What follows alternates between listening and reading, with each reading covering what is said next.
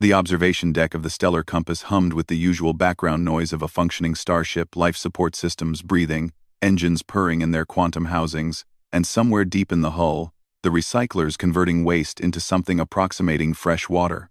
Ria Solari had grown accustomed to these sounds over her 3 years aboard the vessel. What she hadn't grown accustomed to was the chittering. "Cracks, no!" she called out, spinning from her console just in time to see the small Velkari cub's clawed hand hovering over the emergency airlock release. The cub's orange eyes, predatory, slit-pupiled, designed by evolution to track prey across the sulfur plains of Velkar Prime, met hers with what could only be described as mischief. His spotted fur rippled as he pulled his hand back, chittering in his species' laugh equivalent. Ria exhaled slowly. When the Interspecies Coalition had assigned her as a cultural liaison and educator for a clutch of Velkari cubs whose parents served in the diplomatic corps, she'd imagined teaching them about human literature, perhaps introducing them to Earth's music. She had not imagined spending her days preventing apex predator toddlers from accidentally spacing the entire crew. "That's the 3rd time today," she muttered, making a note on her datapad. The Velkari were formidable, standing 7 feet tall as adults, with retractable claws that could shred through ship plating, and a bite force that made Earth's extinct tyrannosaurs look gentle. Their cubs, however, were only 3 feet tall and boundlessly curious about every single button, lever, and switch on the ship. Cracks bounded away from the airlock controls, his 2 younger clutchmates, Vesa and Thorn, tumbling after him in a blur of spotted fur and clicking talons. They moved with the fluid grace of predators, even at their young age. The crew had learned quickly. Never run from a Velkari cub. Their chase instinct was hardwired. "Story time," Ria announced firmly, pulling out the data slate loaded with human fairy tales that she'd been gradually introducing to the cubs. It was part of the Coalition's integration program, species learning each other's cultural narratives. The 3 cubs immediately scrambled toward her, settling into what their species considered a resting crouch, which still looked disturbingly like they were preparing to pounce. Their parents had assured her this was normal. Ria had chosen to believe them, mostly because the alternative was too terrifying to contemplate. Today's story is called Goldilocks and the 3 Bears. Ria began. Crax's translator collar crackled. "Bears are Earth predators, yes? Like us?" "Similar," Ria agreed. "Though you're much more impressive." The cub's fur rippled with pleasure, their species equivalent of a smile. Ria had learned that flattery worked wonders with young Velkari. Their culture prized strength and cunning, and they responded well to acknowledgement of their capabilities. She was midway through describing Goldilocks breaking into the bear's home when the ship's lights flickered. It was barely noticeable, a half-second dimming that most species would dismiss as a minor power fluctuation. But Crax's reaction was instantaneous and primal.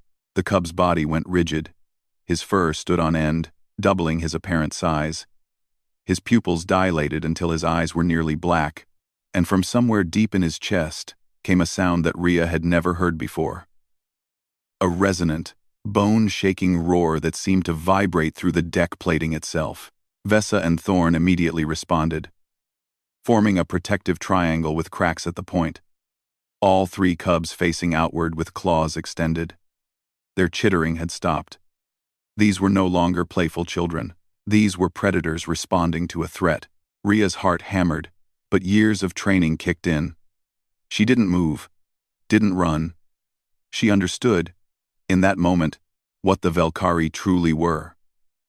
What evolution had shaped them to become, on a world where the dark meant death, where apex predators hunted apex predators, and where only the strongest survived. The lights stabilized. The moment stretched. Then Crax's translator collar crackled with a single word. "Danger?" "No danger," Ria said calmly, keeping her voice steady even as adrenaline flooded her system. Slowly, the cub's fur began to settle. Their claws retracted with audible clicks. Crax turned to look at her, and Ria saw something new in those orange eyes: embarrassment, perhaps, or the Velkari equivalent. "You. Not afraid," he chittered through the translator. "Should I be?" Ria asked gently. Crax's head tilted, processing. "Other humans run. When we show teeth, When we roar, they fear. I'm not other humans, Rhea said, settling back into her chair. And you're not just teeth and claws. You're cracks. You're curious and playful, and yes, you're a predator. But you're also my student. My friend. The word didn't translate perfectly. Velkari had 17 different terms for various types of social bonds, but the translator did its best. Crax stared at her for a long moment, then chittered softly and approached, pressing his spotted head against her knee in what she'd learned was a gesture of trust. Vesa and Thorn quickly followed, and soon Rhea was surrounded by 3 young predators who could easily tear her apart, but instead were nuzzling her like oversized, deadly kittens. Story, Crax demanded, settling back into his crouch. What happened to Goldilocks? Rhea smiled and resumed reading, watching as the cubs hung on every word, their predatory instincts temporarily satisfied by the hunt for narrative resolution. Later, after the cubs had been returned to their parents' quarters, Rhea filed her daily report. She noted the incident with the lights, Crax's protective roar, and the cubs' continued progress in cultural integration. But she also added a personal note, one that wouldn't make it into the official records. The galaxy fears humanity, because we're persistent, because we're clever, because we survived on a death world and turned it into a garden. But perhaps our greatest strength isn't our endurance or our ingenuity. Perhaps it's our ability to see past teeth and claws, to recognize children regardless of species, and meet them not with fear, but with patience, understanding, and trust. We may not be the strongest or the fastest, but we know how to bridge the gaps between stars, between species, between predator and prey. Today, a cub roared to protect his clutchmates from danger. Tomorrow, maybe he'll roar to protect something bigger, and I'll be there to teach him why that matters. The lights flickered again, briefly.